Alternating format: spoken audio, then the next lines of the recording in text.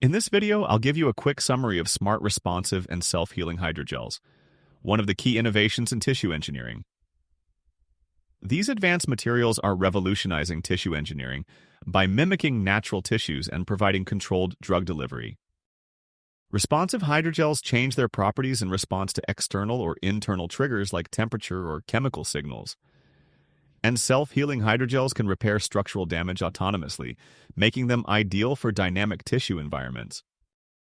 Tough hydrogels are designed to withstand significant stress and strain, making them ideal for applications requiring high mechanical strength.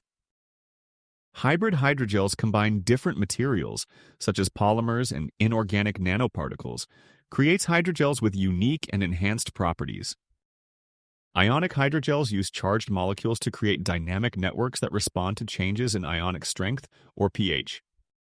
And here's the key relevance to tissue engineering.